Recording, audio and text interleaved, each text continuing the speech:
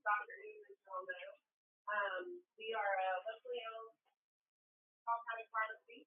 We've got 3 locations, one right here down in Dripping Springs at Dripping Springs Pharmacy, one on South Lamar at the Lamar Plaza Drugstore, and one on BK Road out by the Galleria called Lakeshore Pharmacy.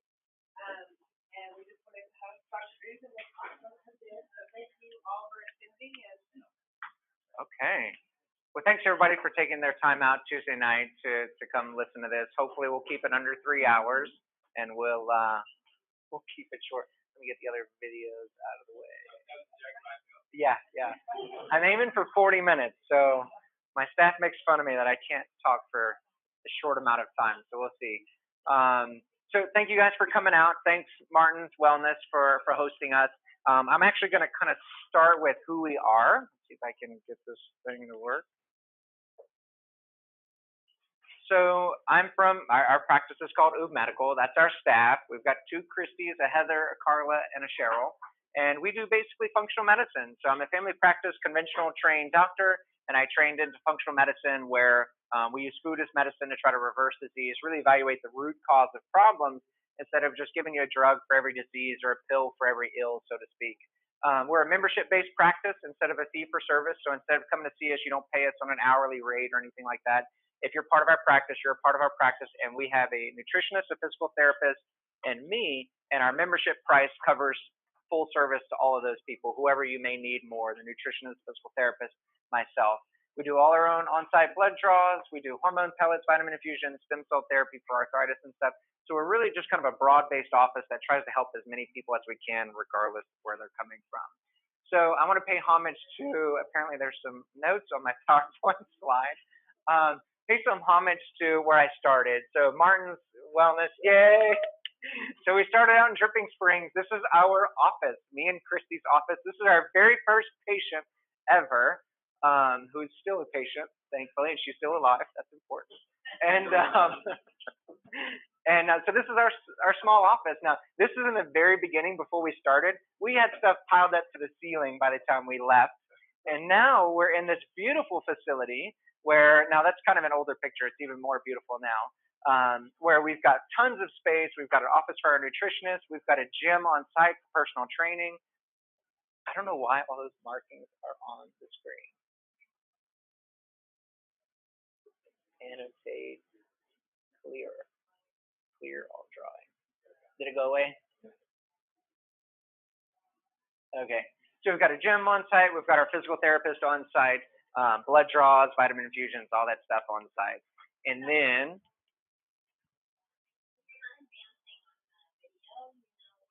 it's not.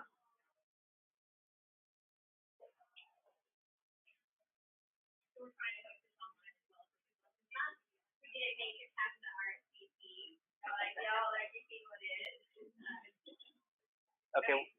What about now? Okay. So this is our Westlake main location. It's on Bee Caves in Austin, Texas. But we also go to 2 other places. We go down to McAllen about every 3 months. We have some patients down in McAllen. Some of you may know some of our patients in McAllen. But we also have a north location in Research. That's a little bit about us. But this lecture is mostly about autoimmunity, or it is about autoimmunity. And these are some of the broad topics we're going to discuss. Now, autoimmunity, we could probably talk about for days to weeks. There's books written on it. So I certainly don't expect you to leave here with an understanding of everything about autoimmunity, but some basic take-home points. Does anybody know who this is? Yes. So who knows what Lou Gehrig had? Thank you. So ALS. Now, the funny part is that if any of you guys are attuned to Lou Gehrig's autoimmunity, you'll know that gluten is a major contributor to autoimmunity. And do you know who the very first person on the wheat Ease cereal box was? No joke. So interesting. So those are the topics we're going to be talking about. A few facts about autoimmunity is that 50% of healthcare costs, this is from a commercial-based insurance plan, 50% of healthcare costs are attributed to 5% of the patients. That's a scary fact. That means that half of your insurance premiums that y'all are all paying right now are paying for 5% of the people, not yourself. Why is that? Because the drugs are ridiculously expensive that we're using to treat these diseases. So what are some autoimmune diseases? Hashimoto's, lupus, psoriasis, Crohn's, rheumatoid, multiple sclerosis, diabetes type 1. There's a ton of them out there. And generally, if you have a weird medical condition that nobody can explain, it's probably an autoimmune condition. So what are some other autoimmune disorders that we consider autoimmune? We consider asthma, eczema, nasal allergies, any kind of allergic component is on the autoimmune spectrum. It's not really autoimmunity, but it goes away with some of the same things we do with autoimmune. So we kind of lump it in there. And then is autoimmunity inherited? Oftentimes people will say, well, my mom had Hashimoto's, so that's why I have Hashimoto's. So Hashimoto's or autoimmunity in general, you can be predisposed to, but just because your parents have it doesn't mean that you're going to have it. It is reversible. We've seen it. We've got patients to prove it. Y'all have probably seen or heard of people that have reversed it. And so if you have a propensity towards autoimmunity, you can protect yourself from it by taking some of the same measures before you develop it. So this, if you take home anything from this lecture, it's actually this tree, because all of us are a tree, and we have our roots, which is our gut. Our gut takes all our nutrients and rain and sunlight and all that and makes it all into energy, right? There's no other energy source besides what you put in your mouth. So our root system is our gut, and everything that you see above is our systems, our symptoms, systems, whatever you want to look at it. So let's call one of those branches is autoimmunity. So say you start developing symptoms, one of those branches is an autoimmunity. And then we want to get a little more specific and say, well, that specific branch is Hashimoto's, because the symptoms that go along with that are brain fog, fatigue, joint pain, and you have some Hashimoto's antibodies. Well, that's important, but we don't want to stare at the fruit too long, because that's not the root of the problem, right? If you've got a dead branch of a tree, are you going to go looking at the leaves and say, well, clearly the leaves are defective because they're dead? No, you're going to go look at the branch, then you're going to look further down, you look at the roots, wonder why isn't it growing, right? So that's one branch, but what about the other branch up there? 30% of people who have one autoimmune condition develop a second and even multiple others. So while you may have an autoimmune condition that may not be that severe, you might develop a second one that is more severe. So I say that, and I don't want to scare people, but if you have Hashimoto's disease, your risk of developing a second autoimmune condition, which might be diabetes type 1 or multiple sclerosis, those are really potentially life-changing. Yes, Hashimoto's and brain fog stinks, but not being able to see from multiple sclerosis is a lot worse, right? And so the things I'm hinting at with those other apples are paralysis, blindness, numbness. Those are signs of multiple sclerosis. So if you look at the conventional medical model, they're going to give you a drug for every symptom out there and try to fix those problems. But we don't want to focus there at all. We want to focus down at the root. And the two biggest things that you want to take away from this lecture is if you want to reverse autoimmunity or protect yourself from autoimmunity, then you need to make sure these two broad categories are great. Your gut is your number one life support. If your gut is not healthy, if you don't have the right balance of bacteria, yeast, digestive properties, then you are predisposed to really anything, but especially autoimmunity. So what are some things that are categorized in gut dysfunction? So bacterial undergrowth, you know, in conventional medicine, we've been down this, oh, you've got something that needs to be eradicated. Well, there's also in the functional medicine world, you may not have enough of something. So it's important to realize that there are certain bacteria we're supposed to have. So you might be suffering from a bacterial undergrowth, not necessarily a bacterial overgrowth, but that you can have both. You can also have leaky gut. Pretty much if you have autoimmunity, you definitely have leaky gut. There's no question there. And then, of course, yeast overgrowth is really popular. Hormone imbalance is common in almost anyone with autoimmunity. And so we'll talk a little bit more about, or a lot more about hormone balance, because I do a lot of that. Every hormone in your body is important, and every hormone leans on the next hormone. So if one hormone falls, guess what? Another one's going to pick up the slack, and you may not like the side effects of that other one picking up the slack because it wasn't designed to do that. And so it will create an imbalance. So other things that go into your roots are pretty obvious. Poor nutrition. If you're eating hamburgers and french fries, you can't expect to be a blossoming flower, right? If you're stressed out, if you're smoking, if you've got a bunch of heavy metals, your tree is going to be pretty poisoned. You wouldn't do that to your own plant, right? So autoimmunity, kind of what is it? The basic way to explain it is it's an immune system that's gone rogue. I don't know if anybody catches the comic book reference. Rogue? No? Am I the only dork in here? Okay. So Rambo, yes, it is an X-Men. Somebody told it. So Rambo gone rogue, etc. So the symptoms of your autoimmunity correlate with wherever your inflammation is or wherever you're being attacked. So if you've got brain fog, you most likely have brain inflammation or antibodies landing in your brain. If you've got joint pain, which is probably the #1 most common symptom associated with autoimmunity, then it's joint inflammation. If you've got a rash, it's obviously skin inflammation. Inflammation in general is bad in the chronic ongoing nature. Any acute short-term healing nature, that's a different inflammation. We're mainly talking about chronic inflammation. So previously, and the way I was taught as a conventional medical doctor, is that autoimmunity is when the immune system decides to attack itself. It decides that the thyroid is foreign, thus we need to destroy the thyroid. In functional medicine, the leading theory is not that at all. The leading theory is all about the gut, and the immune system is distracted on what's going on in the gut, and it's attacking the body. We'll get more into that in a second. So instead of immune system identifying self, it's more like self is collateral damage. So let's discuss that more. Does anybody know about the Eye in the Sky movie and collateral damage? Man, that's a thinker, right? You're jumping on both sides of the track, like kill him, no, don't kill him, no. So it's all about collateral damage in that movie, and you realize how important collateral damage can be. So this is autoimmunity in a nutshell. The two biggest triggers of autoimmunity are the food you eat and the dysbiosis, or that's a broad way of saying something ain't right in the gut. You've got some sort of bacterial yeast imbalance that's going on. So bacterial undergrowth, yeast overgrowth, parasites, something. The two biggest food triggers for autoimmunity, gluten and dairy. So if you have anyone in here has autoimmunity, or anybody watching has autoimmunity, those are the first two to cut out. None of us need gluten and dairy to survive, no matter what the food industry tells you, no matter what wheat farmer tells you, you do not need gluten to survive. There is no key nutrient that is in a wheat plant that you cannot get from other foods. And in fact, I'll say that story. I could go on and on about that, but we'll stay there. So the #1 trigger for autoimmunity starts with food and dysbiosis. That food and dysbiosis triggers inflammation in the gut. We're talking about in the gut here. These are intestinal cells. So once you have inflammation in the bowels, and this microscopic bowel wall, these are individual cells, once you have inflammation, you start developing leaky gut. So on both sides of the picture, you can see that there are bacteria, food particles, who knows what the graphic is trying to say. And over here, there's no way for those food particles to get through. But as you start damaging the wall, all of a sudden you have this gap. And foods and bacteria that aren't supposed to naturally come through start sneaking through.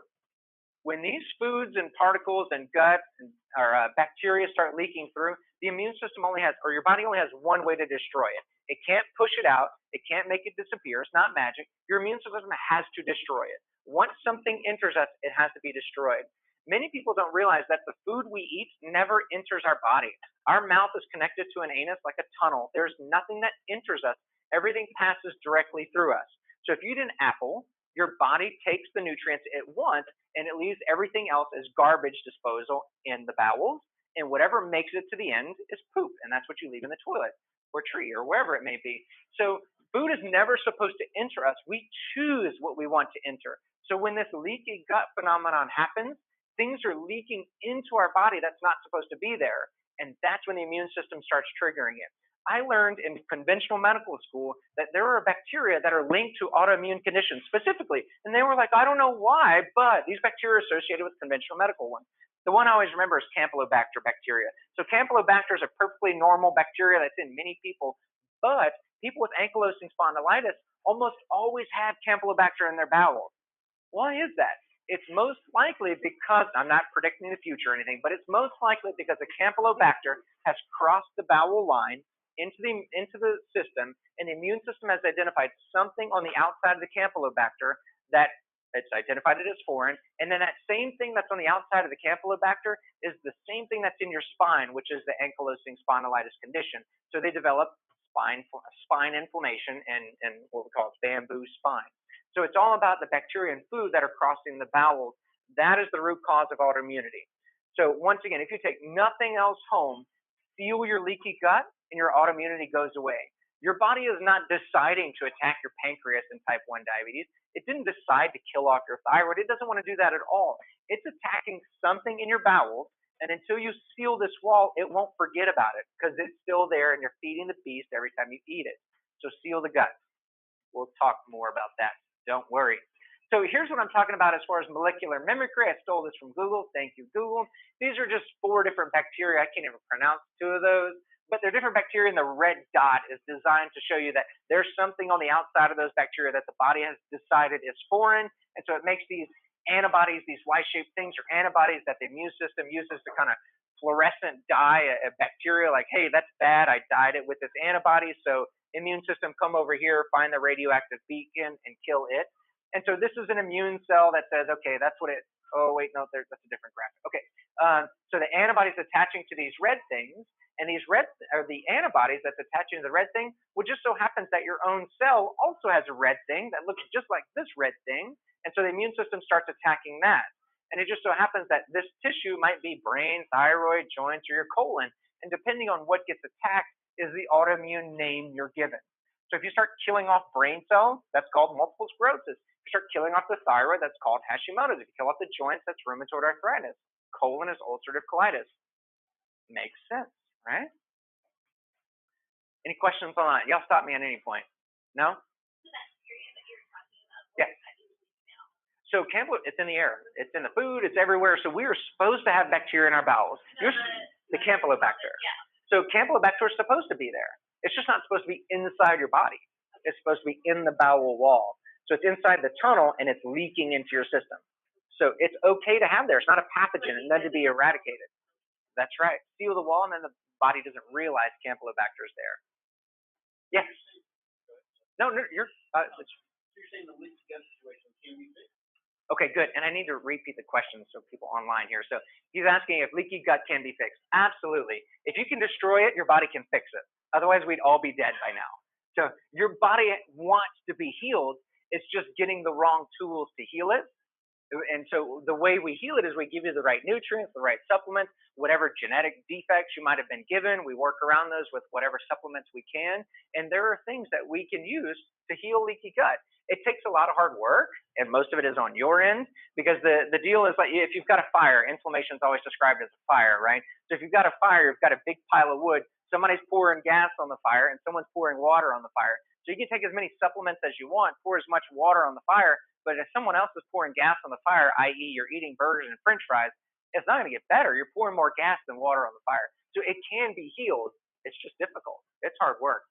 None of this is easy, but it can be done. And I don't want to say we've done it. This is the functional medicine model, and it's been taught around the globe, and it's working for people all around the globe. So yes, we've seen it, we've witnessed it, it's happened. Good question. Any other questions? I like questions. So autoimmunity, what are the symptoms? I mean, really, like I mentioned earlier, any kind of vague symptom can be autoimmunity. The top 10 symptoms, these are the ones I listed: joint pain, fatigue, brain fog, hair loss, abdominal pain, mouth ulcers. That's an unusual one. I had canker sores when I was in high school and didn't realize that it was a propensity towards an autoimmune condition.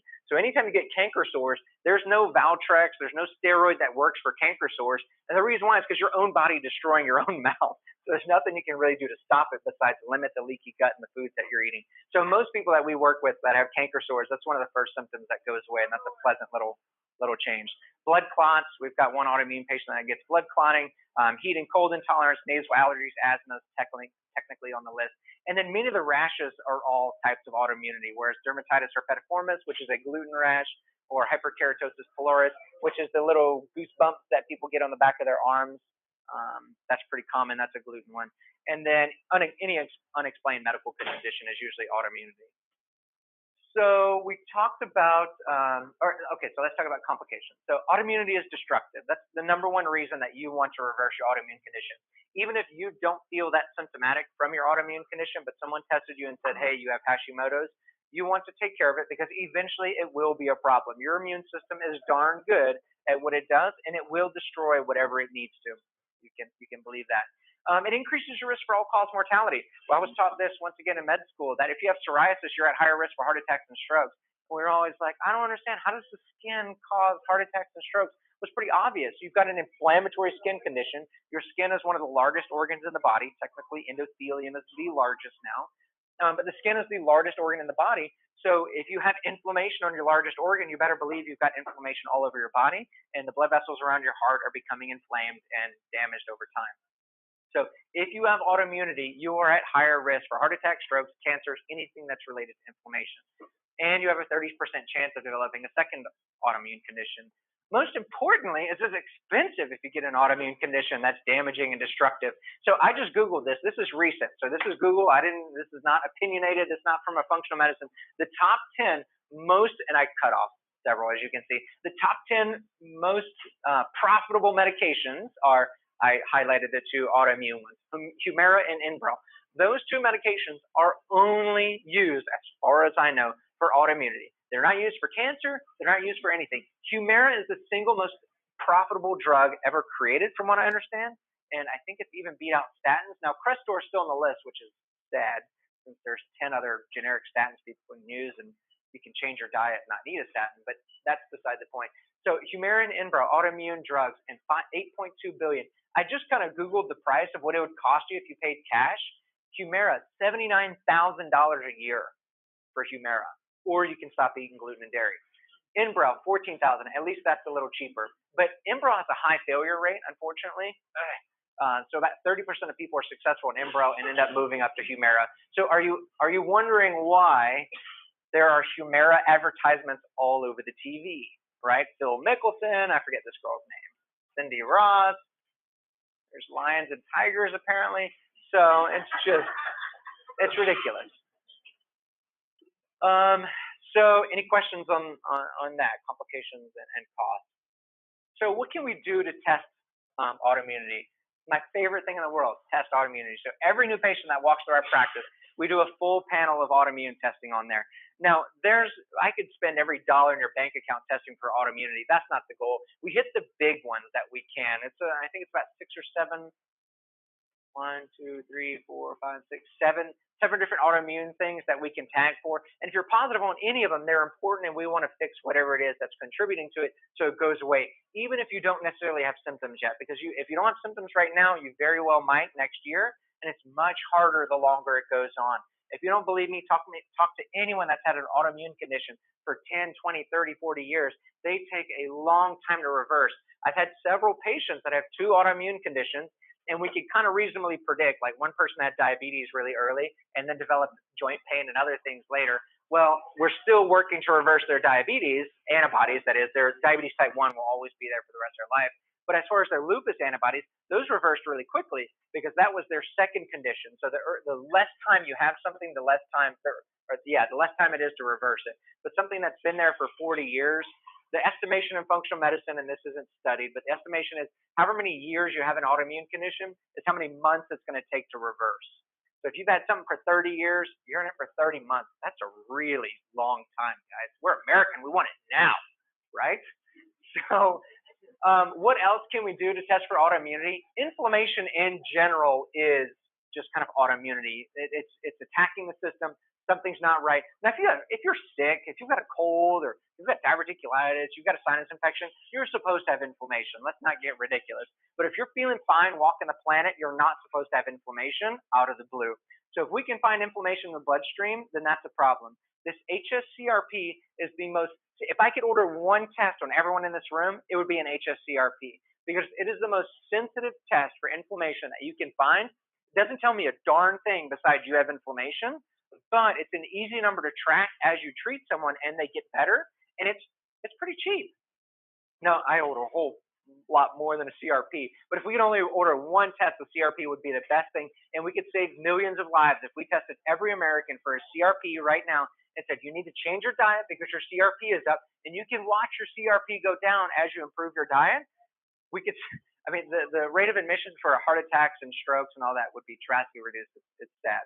I highlighted homocysteine because methylation is a big deal to me. I test everyone's methylation cycles and homocysteine levels. I think we'll get into methylation a little bit. I can get lost in methylation, but methylation is your detox pathway. It is your anti-inflammatory pathway. And many humans have, or I should say 70% of the planet have mutations in their methylation pathway.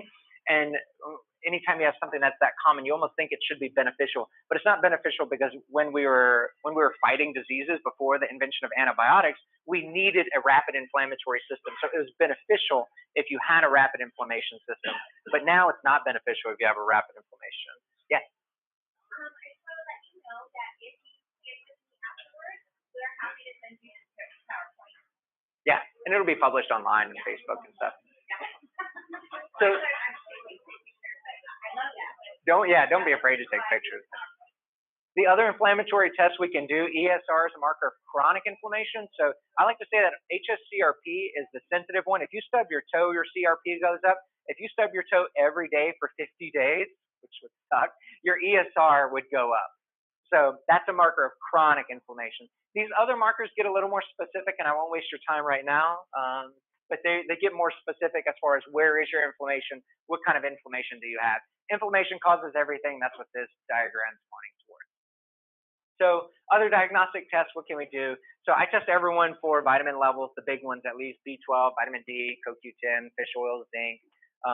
And then, of course, looking at some of the metabolic markers like liver markers, the GGT, your iron absorption, ferritin. We often use the ferritin marker because iron is a slippery mineral. It's a slippery metal. It's hard for the human tract to absorb it, which is why we cherish it because we die without it. And so whenever someone's ferritin levels are low, but they're eating a good diet, if you're eating plenty of leafy greens, and I'm not even talking about red meat, there's plenty of iron in leafy greens, dark greens, broccoli, cauliflower, broccoli, kale, all those greens, but your ferritin is low, that tells me that your gut is dysfunctional. It means you're not absorbing your nutrients. Iron is one of the toughest ones to absorb, so if you're not absorbing iron, what else might you not be absorbing? So we can do a whole panel and test all your vitamin levels, but it gets expensive, so I like to use tests that are cheap and easy, and that gives us an indication of what's going on in the gut.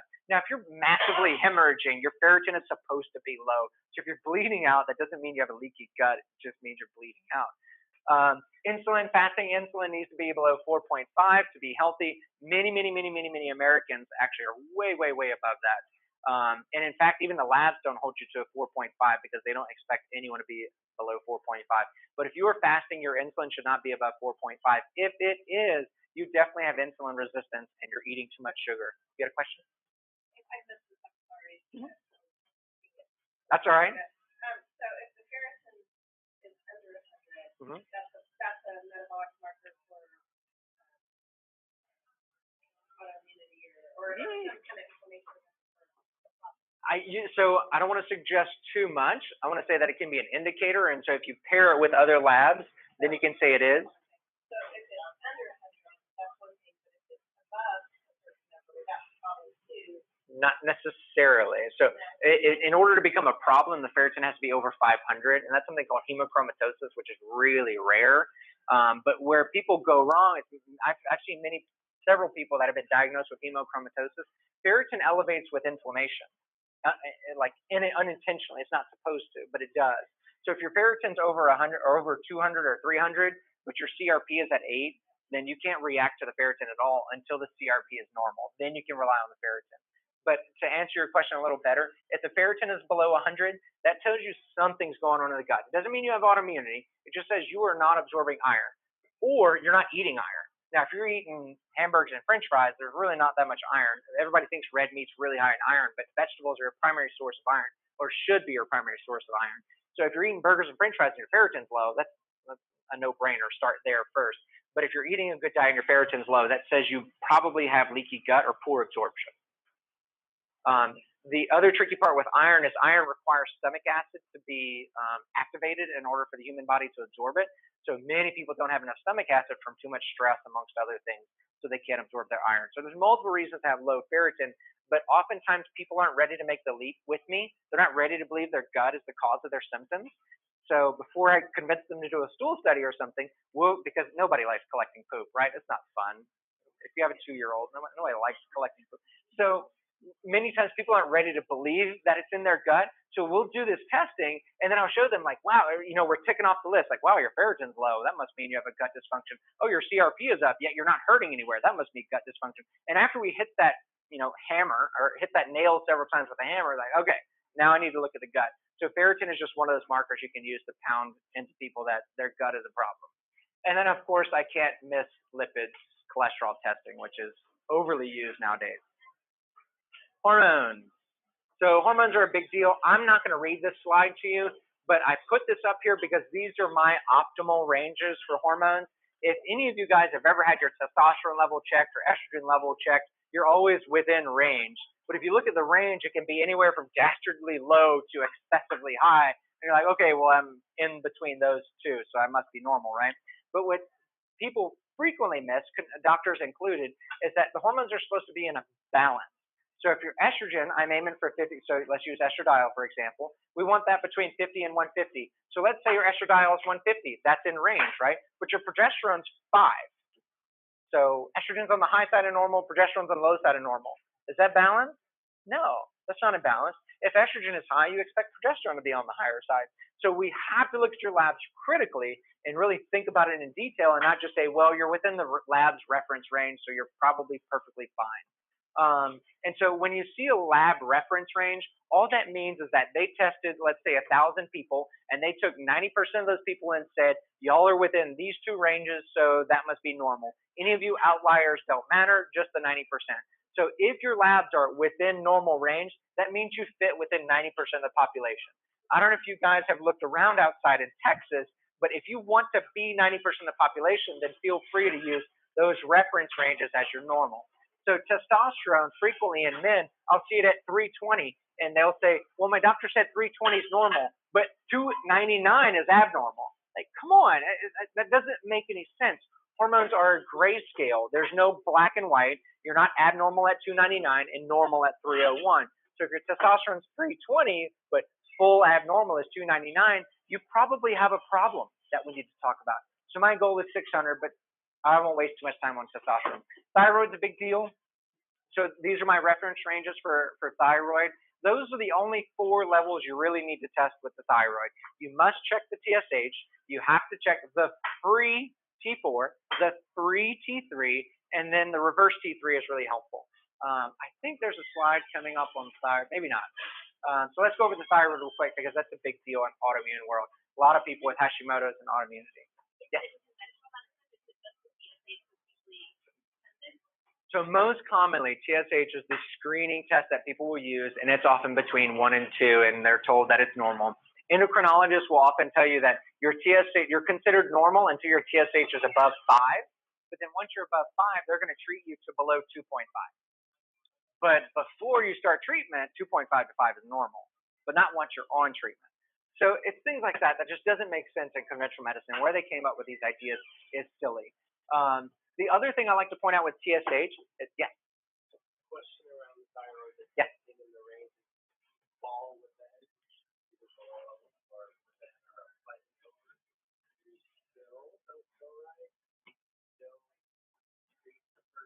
Good question.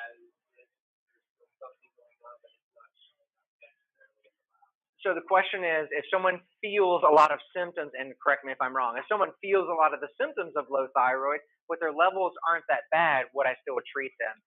I'd say that goes right back to conventional medicine. In medical school, I was taught you treat a patient, not a lab test, right?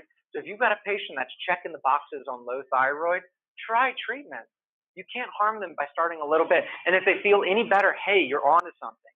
Because once again, these are average levels. I've got several people that are at 2.6 for free T3 and feel great. That's just their normal. They're fine there. I have other people at 2.6 that feel like total garbage. Other people at 3.6 that feel fine. So you've got to treat the person before you treat a lab value. Absolutely. Now, that being said, I'm not a cowboy. If your level's 5 on T3, I'm not going to give you more T3. I'm going to say there's something else. The problem with thyroid and hormones is that every hormone reacts with the next hormone. And so even though your thyroid may be fine, yet you have symptoms of low thyroid, it may not have anything to do with thyroid. It might have everything to do with the adrenal glands, which are causing a lot of the same symptoms as the low thyroid. So the easiest way for me to prove that is men. You men are the toughest out there. Yeah, Corby, I'm looking at you. So what happens with men when they come in with low testosterone, all their buddies are injecting testosterone, like, yes, this is going to be my miracle cure, right? So I do all their labs. I tell them they have inflammation. I tell them they need to change their diet. And they're like, yeah. Can I get my testosterone? No, we got to work on the adrenals because your adrenals are the problem, not your testosterone right now. You might need testosterone replacement, but let's work on the adrenals. No, doc, I don't feel stressed. I'm good, right? Okay, fine. So I'm going to give you a testosterone shot in the office, and you are going to go from low to high within a week or within a day, within hours. You're going to go to high. So I want you to come see me next week. And if you don't feel like $1 million, then we're going to work on your adrenals. And what happens? They don't feel any different over that week. Even though their testosterone went up to perfectly normal, they don't feel any different because they're missing things. Hormones lean on each other. So you can replace the testosterone at 2,000, but if you don't correct the adrenals, it's going to cover up all the benefits of the testosterone. So low thyroid, low adrenals, low testosterone, if you look up all the symptoms, they overlap. Why do they overlap so much? Because they all lean on each other. So yes, as a functional medicine doc, we overtreat thyroid compared to conventional doctors, but it's always worth a try. as long as you're not getting palpitations, sweating, heart arrhythmias, you know, the important thing. And then, of course, adrenals. How do you check the adrenals? We do that with cortisol and the urine test. I could talk a lot about that, but I don't think we probably have time.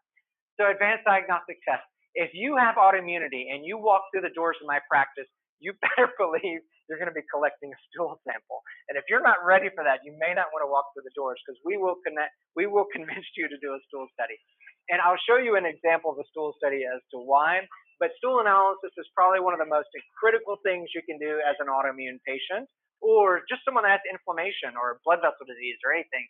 Most inflammation develops in the gut. Unless you have an obvious cut or skin rash or something on your arm, it's most likely in your gut. Glutathione's a big deal. That's your master antioxidant. Your liver produces it to get rid of toxins and heavy metals and all kinds of stuff. So if you're not producing enough, you can feel pretty bad. We do heavy metal testing. We can do environmental tests. So I just did my environmental toxin test, and I was a little surprised. I don't want to say I eat perfect. I'm definitely not perfect. I just drank a margarita. I'll admit it. I eat on plastic more than I admit. And I did my environmental toxins, and I was shocked at how many things came up positive, especially eating on plastic was a big deal. And then perchlorate, which is found in rocket fuel and fertilizer and stuff. So you'd be amazed at what's floating in your bloodstream. Dr. Roundtree, who's popular, he says that we're rent-free storage facilities for all these chemical plants that are creating new chemicals every day, and they just float around your bloodstream all day long. 23andMe is a big deal. So 23andMe does your full genetic profile. It tells you all your genetic defects. Quite frankly, it's too much information right now. We don't know what to do with it, but we're starting to figure some of it out, and we're starting to unlock what we can do with your genetics to improve your life. We're not going to tell you that, oh, you've got blue eyes and your skin is this color. Like, who cares? We want to know what your clinically relevant genetic mutations are and what can we do about them. If we can't do something about a genetic mutation, then we're not going to test for it, and we're not going to talk about it. I don't know why, or let me back up a little bit. I signed up on 23andMe's website as a doctor, and they give all my patients that go through the link a $20 discount. But for whatever reason, I pulled it up today, and there's a $70 discount. I don't know if it's an error or a problem. I don't know how long it's going to last, so use it. So it costs $200, and it's $70 off right now, which is a steal. It hasn't been that low in probably 2 years. So I don't care where you go, pick any practitioner, but 23andme.com/that practitioner. Mine is Oubre or Doubre. And the little kits look like this. They're super simple. You buy the kit, they mail it to you, you spit in the tube, you put it back in the box, and you drop it off, and it's done. That's it. That simple. We can do micronutrient testing. We can do food arrays. These Cyrex tests are really cool, but they're really expensive. So we don't do those unless we really need to. And then food sensitivity testing.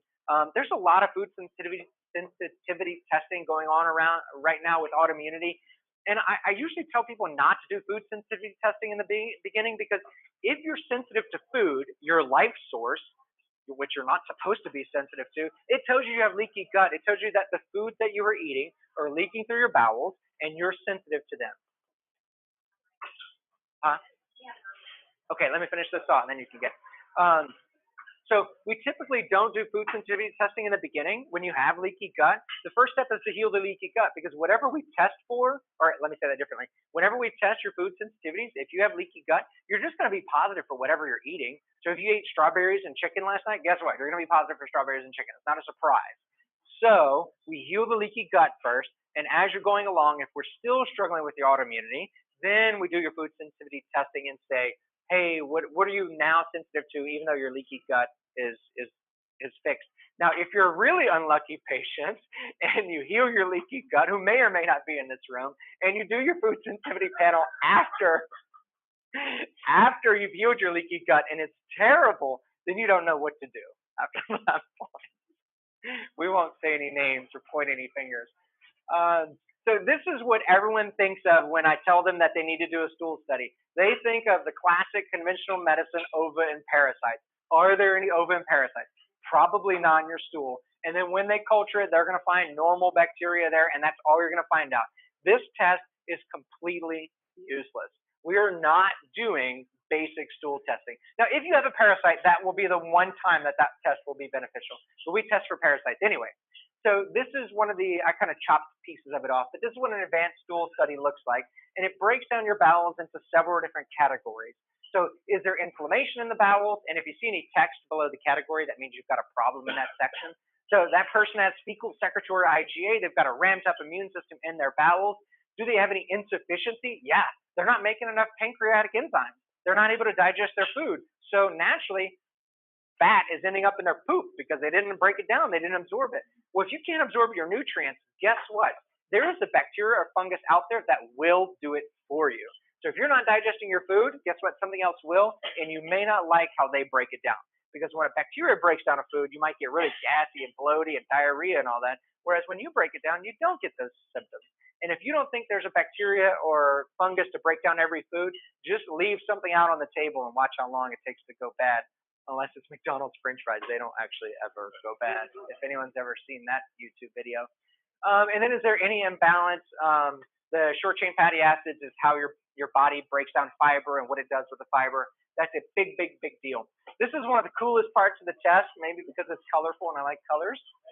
So this gives you your bacterial diversity of how complex the bowel bacteria is. Is it really simple? Is it meat and potatoes? Or are we eggplant and strawberries and blueberries and blackberries and all? I didn't mean to pick on fruits only, but different vegetable colors and all that. We want a really diverse microbiome, not a really simple one.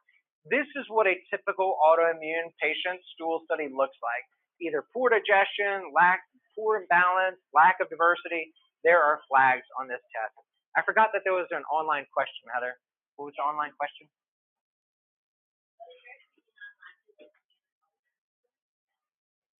The lactulose mannitol.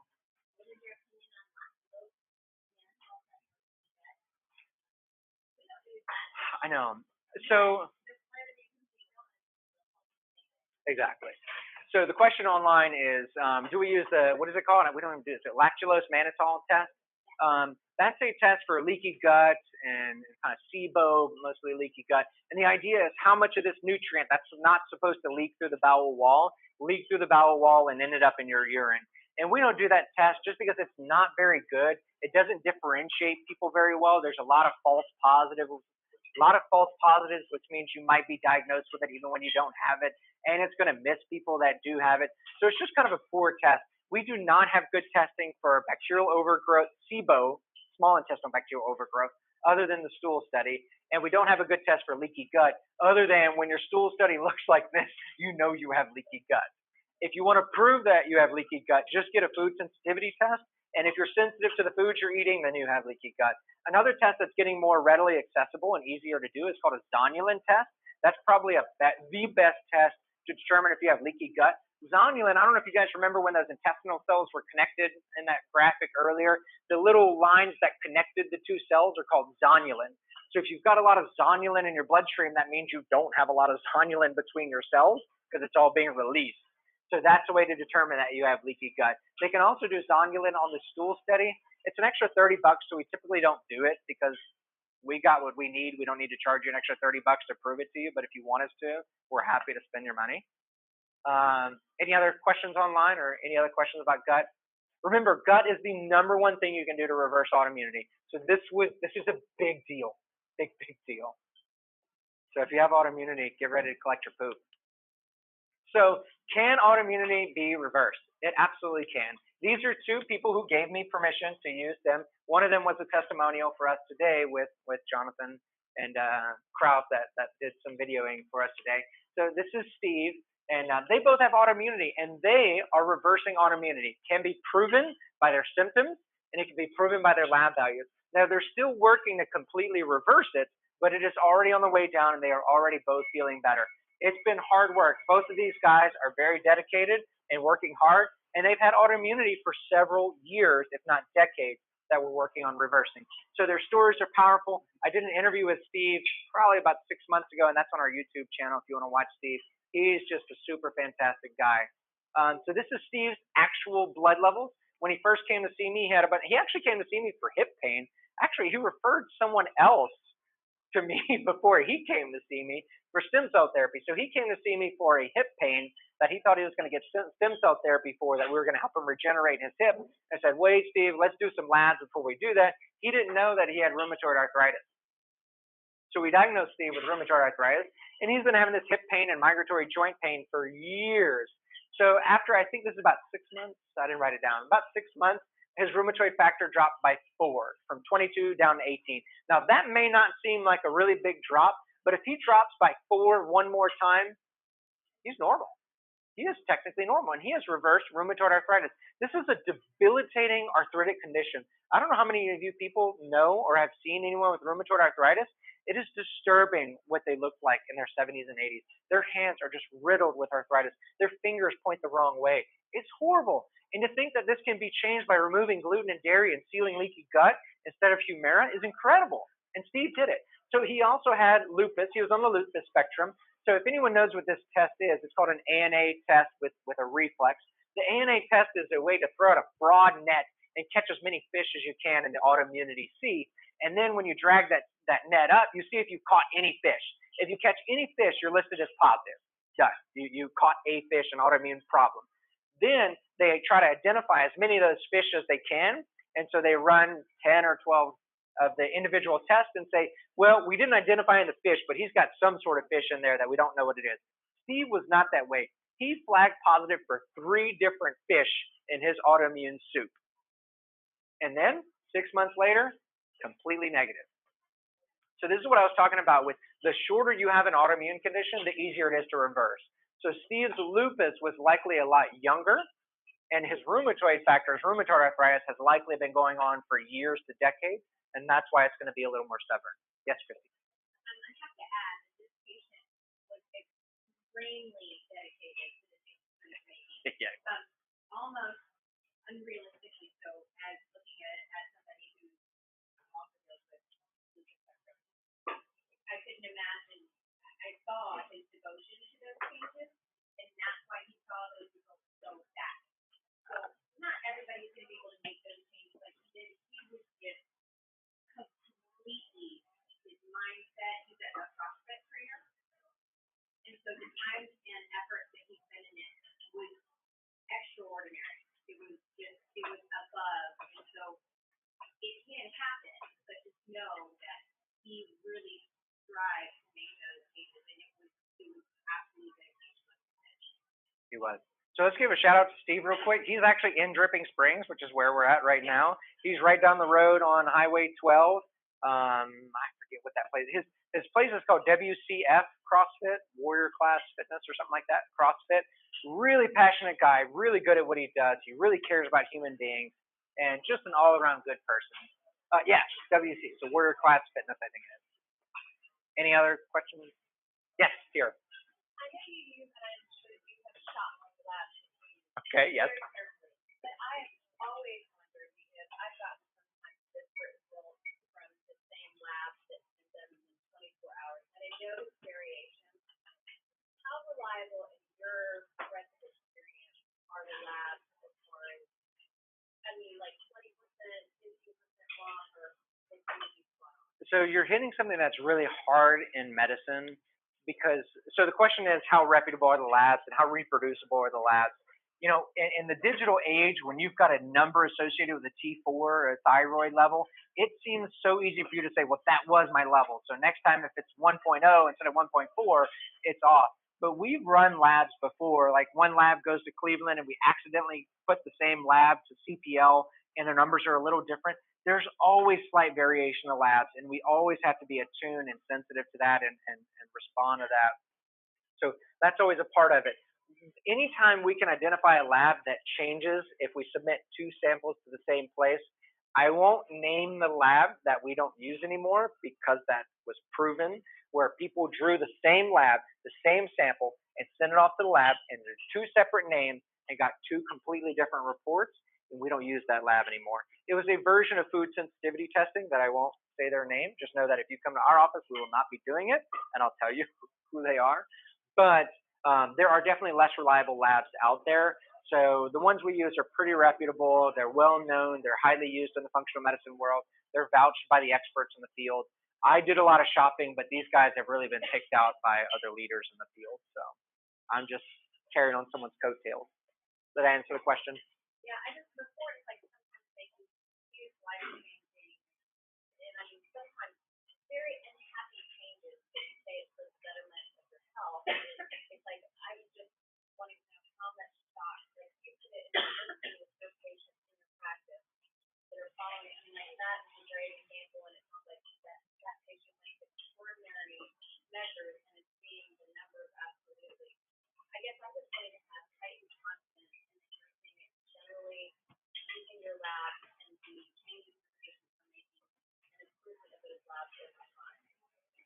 Absolutely. So I would say I validate it by the patient that sits in front of me. So luckily, when you look at your labs, you're looking at only your labs, maybe Corby's labs, right? So you only have 2 people, maybe 3, 4 to look at. I've seen everyone's in my practice's labs. And when I have a healthy person sitting in front of me that is gluten and dairy and doesn't have any symptoms, their labs correlate with their symptoms. So if I were getting a bunch of labs that didn't fit the people sitting in front of me, then I would start raising flags and saying maybe we need to switch to a different lab.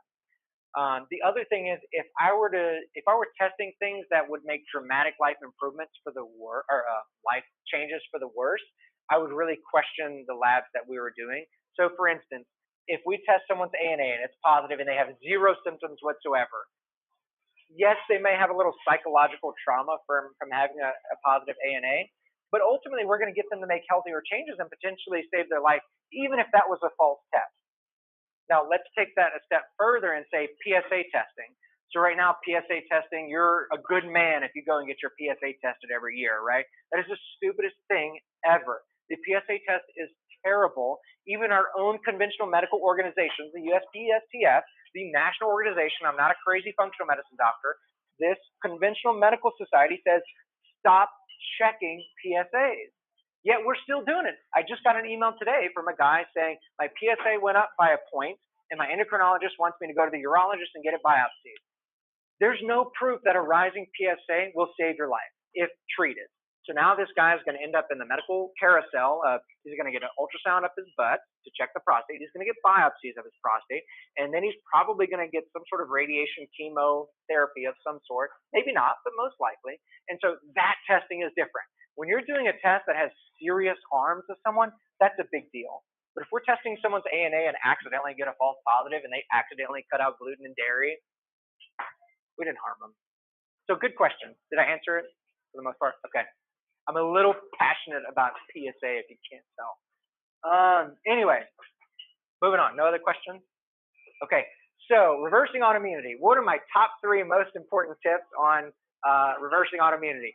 Number 1, heal the gut. Number 2, 3, and bonus tip is you got to heal the gut because it's going to help with all these arrows, the apples, the roots, everything. So without going any further, you must heal the gut. You can take as much testosterone and estrogen as progesterone as you want, but if you don't heal your gut, you're not going to fix autoimmunity.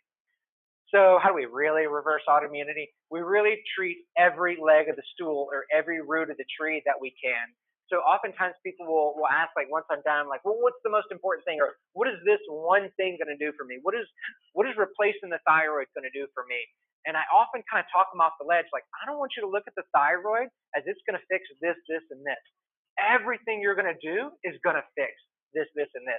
You can't take thyroid medicine and continue eating burgers and French fries. Notice I'm picking on burgers and French fries since we have Mexican food in front of us, right? So if you continue eating burgers and French fries, this thyroid medicine is not going to do anything. Your whole body is a whole being, and all of it matters. So your gut dysfunction matters, your hormone imbalance, the heavy metals, the dental amalgams in your teeth, your smoking, that's a no-brainer, guys. Come on, really, smoking, that's 1980s. Poor nutrition, stress, all those things matter. So think about your gut as a garden. Which garden would you rather have in your backyard? Would you like one with weeds that are overgrowing the walls? Or would you like one over here? I really like this diagram for a couple reasons. One, obviously, that doesn't look good. But what's happening over here? There's manual labor involved, right? There's caring. Someone has to work in the garden in order to take care of it. This doesn't just happen on its own. The other thing I like is there's so many different plants. This over here, this is meat and potatoes gut. It's just one bunch of weeds, maybe 2 or 3. But look over here, there's kind of a different plant in every section. That's what you want your gut to be. You want your gut to be diverse, tons of microbiomes. Any kind of food that you eat, you want the right microbes to break it down, not the one that's going to make gas and bloating as a side effect. So the gut restoration, the common protocol that we use is called the 5R gut restoration, and I can never get all 5 R's down, which is why I had to put them on the slides because I never remember them all correctly. So the first thing is you want to remove any of the food irritants. That goes back to our metaphor of if you've got a fire and someone's pouring gas, You can pour as much water, fish oil, curcumin, CBD oil on a fire as you want, but if you're pouring gas at the same time, it's not going to go out. So you got to remove the offending agents. Next, you want to replace the digestive enzymes, the stomach acid, the bile, whatever digestive processes are not working. You must break your food down appropriately or something else will, and you may not like that. I've said that a few times now, so hopefully that's stuck. You want to re-inoculate with good bacteria, good probiotics and all that. You want to regenerate the leaky gut or regenerate the wall of the bowel. And then, of course, you want to retain your bowels. These are some fun little microbes I found on Google. And see these little striped lines up there in the top? That's your zonulin fibers. So if zonulin is found in your poop, or if it's found in your bloodstream, that means you're losing it. It's not intact. It's not supposed to be found there. It's supposed to be next to the cells. So that's the real way to prove if you have leaky gut or not, is to test zonulin. So what are the main foods to avoid? Now, typically when we get an autoimmune patient, there is what's called it's a pretty well-known autoimmune protocol by now. Yes, ma'am.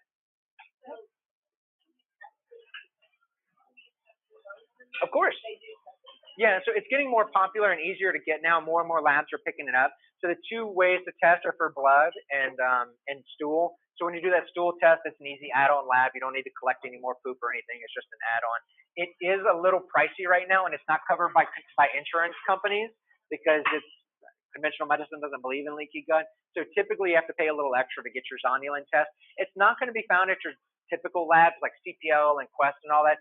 Typically, you're going to have to do a send-out. The two labs we use for it are Doctors Data and Genova. They can do them pretty easily. Yes. And that's what that stool study was from, Genova. Theirs is great. So the autoimmune protocol is a pretty well-established protocol. It's pretty hard to follow. I mean, if you can see the foods that you'd have to eliminate to be full autoimmune, it's difficult. It's not impossible, but going from a typical American diet to full autoimmune protocol is quite difficult. So typically what we do when we start working with someone with autoimmunity, we work on the two biggest triggers. And the two biggest triggers are gluten and dairy. And oftentimes we'll try to slide in a third one if we don't feel like we're getting too many tears. But when we mention taking away cheese and people start crying, we generally stop with gluten and dairy and not go any further. Yeah, I know some of you in the room who have cried when we said cut out the dairy. So those are the two most common triggers. And without wasting too much time, I'll say those are the two most common triggers. Christy's shaking her head back there. Those are the two most common triggers because that's the majority of our American diet. If we look at our plates right now, frequently, what do we have in front of us? You've got wheat-based something and cheese sprinkled on top of it. So gluten and dairy are big triggers. Nightshades like eggplant, tomatoes, technically avocados, so that hurts me to say. Ashwagandha too. I mean, isn't it avocados, nightshades? Heather, back me up. No, I'm wrong. Ashwagandha. Okay, something is in avocados. It's high in what? I still didn't hear it, but it sounds like y'all did. Oh, histamine. Okay, maybe that's what it is. Okay, so not avocado. I lied. You can keep eating your avocados as we're at a Mexican restaurant. So I don't think anybody's going to miss eggplant too much. But you got to cut out the legumes eventually. So what we do is remove gluten and dairy if you're not making progress, and then we start going further down the list. It's not too hard to eliminate legumes, beans, and I always like to point out peanuts. Peanuts are technically a bean because they're the only nut that grows underground. All the other nuts grow on trees, and they're perfectly fine. So just peanuts, not the other nuts. Pistachios grow on trees too. Who got that? Yeah, every other nut except peanut. So it's basically, I don't know if you can notice, it's basically paleo minus nightshades. Because if you think about the Paleolithic era, we supposedly lived in caves at some point. We didn't exactly go digging in the ground to find peanuts. And if you did, you might have found one. You're not going to go farming a whole peanut grove and dig out with your hands or rocks. I wouldn't, at least. And then you got to peel the suckers. It's very time consuming. So you're much more likely to climb a walnut tree or pick pistachios. I don't even know walnuts in a tree. Hey, pecans are on a tree. I know that. So anyway, that's the idea. So autoimmune protocol is basically very paleo-like. Next, so hormone balance. This presentation, I'm not going to spend a ton of time on hormones. They're a big deal in my practice. I'd say that's the number 2 thing we focus on. Number 1 is gut. Number 2 is hormone balance. So you got to reset the adrenal dysfunction. If you have an autoimmune condition, you can nearly guarantee that you have an adrenal problem. Those two go hand in hand. Whether it's a chicken or the egg, who the heck knows, who the heck cares? Cortisol is your stress hormone. If you've stressed for far too long, whoever's an American, raise your hand. If you've stressed for too long, you've released way too much cortisol over your lifetime. Cortisol, we used to think is an immune suppressant, but we've now kind of discovered that prolonged elevated levels is actually an immune stimulant, but better word than stimulant is actually immune irritant. I like to compare the immune system to the military. Your cortisol is basically federal funding. If you put too much money in the military, it will find a fight, right? It's going to pick a war somewhere. Somebody's going to blow something up. Somebody's going to shoot somebody. So investing in your military too much with cortisol is going to find a fight. And if it can't find a fight, it's going to create one with your own tissue. And that's not good.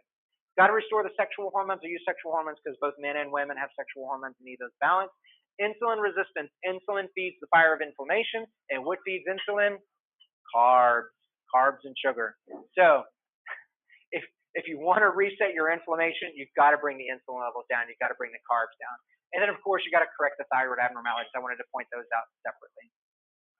Anybody been here before? Heather. So heavy metals. Heavy metals are a big deal. I don't want to stress those too much right now because I feel like that's lower down. That's digging a deep hole. When you're in autoimmunity, it's very possible that you've had a heavy metal exposure in the past and you have heavy metals in your body stored somewhere. But that's not the first thing you need to go attacking. Heavy metals are not good in storage, but they're dangerous in transport. I have a healthy respect and healthy fear for heavy metals. So whenever we get a new patient, even if we know they drank mercury as a child or chewed on lead paint, first thing we're going to do, I like to tell people is if you're a hoarder, you have too much stuff in your house, right? So if you have too much stuff in your house and you have storage facilities, you probably have too much stuff in your storage facilities. If you want to clean up your house, you're not going to go to the storage facilities first and clean those up, right? You got to clean your house first. So take care of your temple first, your body. We got to clear your bloodstream before we start going into the tissue looking for more problems. So leave the heavy metals in storage while you clean the gut up, while you clean your detox pathways, and then later on down the road, then we can see what's in storage by doing a provoked test and learning more. So this is a provoked test here. This person was pretty high in lead, pretty high in antimony. Notice none of them were like blown off the chart in the red. Heavy metals are an immune irritant and they don't belong in our bodies at all. So any amount can be an immune irritant. The way it makes sense is every one of you guys probably knows zinc is a good thing for immune system, right? Dicam, zinc is good for immune system. Well, zinc is a metal, just like magnesium, manganese, heavy metals. So if zinc is good for immune system function and it's a metal, and a heavy metal is not good, don't you think the heavy metal can this is theory, heavy metal can interfere with the zinc molecule or stand in its place instead and irritate the immune system instead of being a beneficial zinc, it's a harmful mercury, and now the immune system's gone haywire. Kind of make sense? Maybe reaching. So some sources of heavy metals. We now do on our standard blood test, we test everyone for arsenic, lead, and mercury. And boy, am I surprised at how many people who are very healthy, eat organic, are positive for arsenic. So the three main sources seem to be water, fish, and chicken. Water, chicken, and rice. Fish is mercury. So water, chicken, and rice are really heavy. So who put arsenic in my chicken? So as you may not be surprised, arsenic is an antibiotic.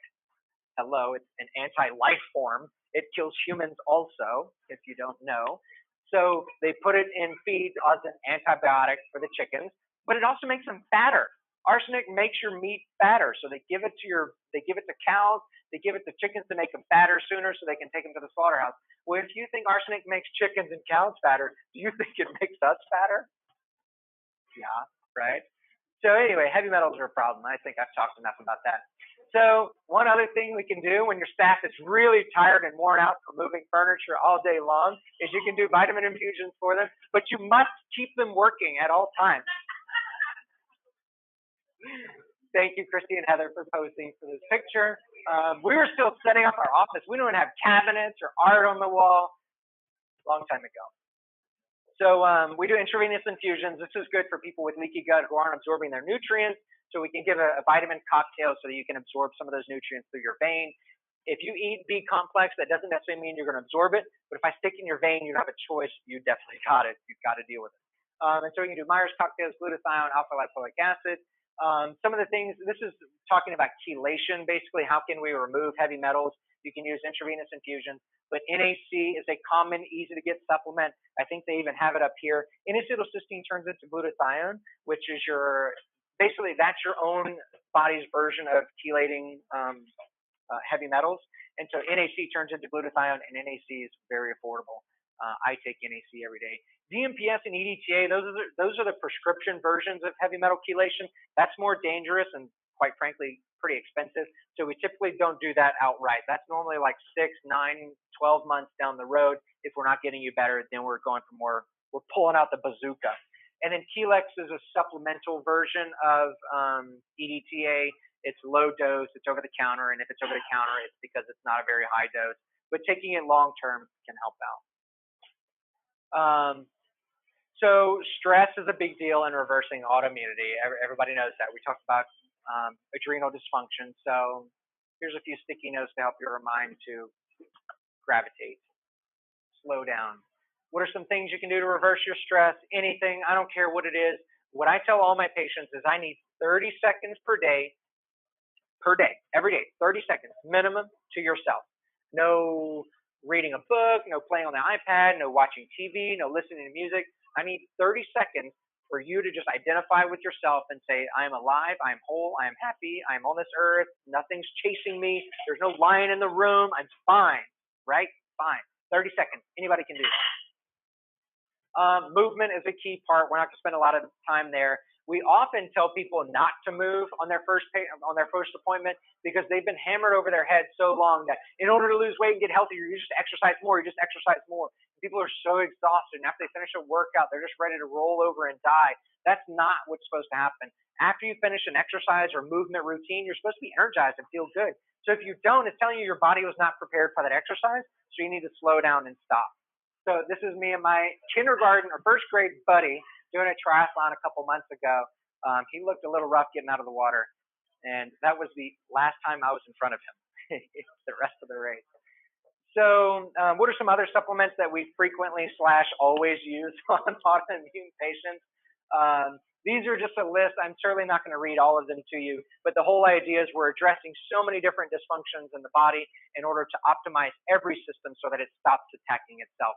It looks like the Martins have brought a lot of these supplements you can buy them, but they're also just kind of there to look through. We try to shop through with good brands that have good quality and also a reasonable price. Supplements are highly unregulated these days. They are heavily regulated. They're just not heavily policed. So all kinds of supplements can say whatever they want, but there's been studies, and this is why functional medicine is frowned upon by conventional medicine. There have been studies, for instance, one in New York in 2013, where they went to GNC and Walmart and Walgreens and pulled a bunch of supplements off the shelf and then tested them all. And 95% of them, this is a real study, you can look it up, 95% of them did not have the active ingredient in the bottle. Not that they didn't have the dose they were claiming, they didn't have the active ingredient in the bottle. Now, once again, where did I say they were going? I didn't mean to throw GNC under the bus, but they're not the highest quality from what I've heard. GNC, Walmart, Walgreens, the kind of regular stores. So I like Dripping Springs Pharmacy, Lamar Plaza. A lot of the compounding pharmacies in town only carry the high quality brands because is it better to buy a cheap quality something that you're not sure is going to work or spend a little bit more and get something that you know is going to work? So oftentimes what we tell our patients is, get these brands because we've used these. We're not saying these are the only brands in the world. Get these because we know they work. We've tried them before. We've seen them. And then later on, after you're healthy and feeling better, shop around, do whatever. And if you feel great, who cares, right? So we'll give you these slides, so don't feel like you have to remember all these. But these are literally the doses that I typically recommend for people. I often want to be cautious about what I recommend to people without you being my patient. But most of these doses are pretty harmless for most people. I want to highlight two very special supplements near and dear to me and my staff, and that's the adrenal supplements. Big fan of adrenal testing and healing your adrenals. So my two favorite are Adrenal, 2 capsules in the morning, and Adrenovive, 1 capsule in the evening. That helps raise the cortisol in the morning, lower the cortisol in the evening, and that's how we're supposed to be. I want to thank Jim and Dorinda. They weren't able to make it today, but they're the Martins. They are the owners of the 3 pharmacies, the ones that hosted. They actually have 3 different names. So the guys that are here today are Lamar Plaza. They're wonderful. And then Lake Hills Pharmacy, Joby's right outside my neighborhood. Love that guy. And then, of course, we got started in the Dripping Springs Pharmacy. So big shout out to those guys. Thank you all for hosting us. You're welcome to follow me on social media. We've got a Facebook, YouTube page. I'm always posting videos. So if you didn't get enough of me talking tonight, there are hours online for you to listen to your heart's content.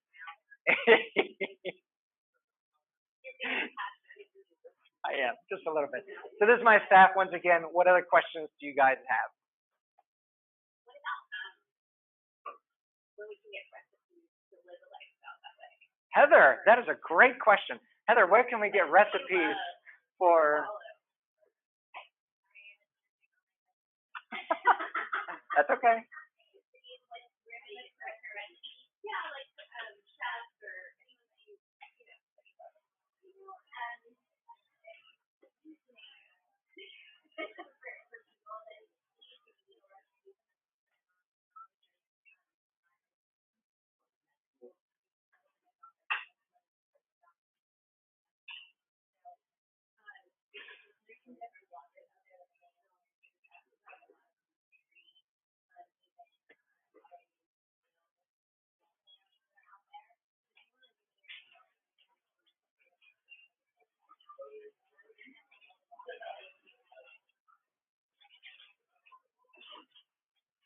So just to reiterate what Heather said to our online people, so she's got recipes that she can email and websites and stuff. So if you want Heather to send you any recipe guides or anything, her email is Heather, HEATHER, @oubemedical.com, and that's how you spell Oub. Yes. this is probably too broad of a question. Ooh, a challenge. Okay. I cannot take hormone supplements. Okay. I've tried many times. Hormone supplements or hormone prescriptions? You mean hormone replacement? Replacement. Okay. Bio, and I just cannot. I have to think there's something deeper going on. I don't know if it's methylation or what it might be.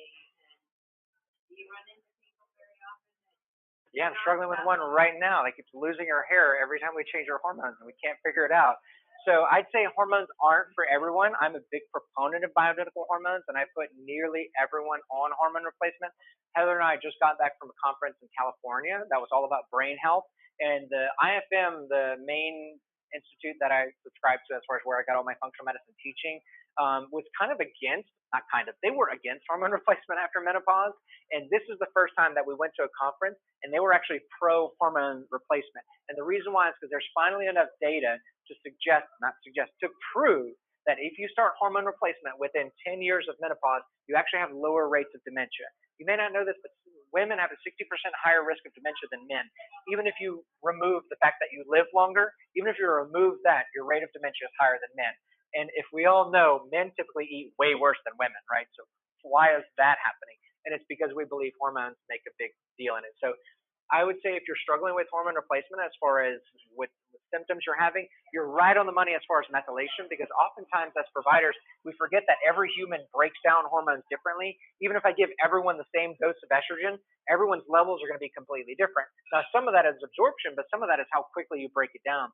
So if you're breaking it down incorrectly or making inflammatory breakdown products out of it, then that's a problem. But also you should never swallow hormones. So if you're on swallowed hormones, meaning capsules or tablets, that can definitely cause symptoms because it triggers inflammation. Swallowed hormones go to the liver and you make CRP when you swallow hormones, and that's bad. Yeah, I would have Even the cream. So I'd say it depends. I'd have to see your case individually. It's a little vague, but hormones aren't for everyone. I have several women that don't do hormones. They couldn't tolerate it either, and that's okay. I'm a big fan of it, and I try to encourage people to do it, but if you just can't, you just can't. If you feel worse on something, you probably shouldn't do it. Right. Yes, you're. Do you ever find anybody that really does not seem to be allergic to it or in any way have a bad reaction to dairy? So the question is, do we find anyone that's not sensitive to dairy or gluten? I will say yes. We do find people that don't necessarily get symptoms when they eat gluten or dairy. And so those people are a little harder to tag. And so what we often do for those people that aren't willing to give up gluten or dairy because they don't have any symptoms, before the food sensitivity testing is expensive. So we try to talk them out of going down that pathway. So typically what we'll do is beg them, just please, 90 days, give us 90 days, no gluten and dairy, please, please, please. And then at the end of the 90 days, you add it back in. And you add one at a time. And you would be so surprised at how many skeptics, just saw one today who cried when we took away gluten and dairy, physically cried. And now she was telling me all the symptoms she gets when someone snuck dairy in a gluten-free bun, that she had diarrhea that day. And so it's like, well, now I don't need to convince her that dairy is a problem anymore because she realizes it. So oddly enough, if you eat a food every day that you're symptomatic or that causes inflammation, you may not get that many symptoms from it. But then you remove it for 90 days and you add it back in, and bam, the floodgates open. So that's kind of that's a free way to do a food sensitivity testing. And in case no one knows, the food testing is generally $500 to $800. It's not a cheap test. And no, there's a few insurances that will cover it a little bit, but $300 is the cheapest I've seen.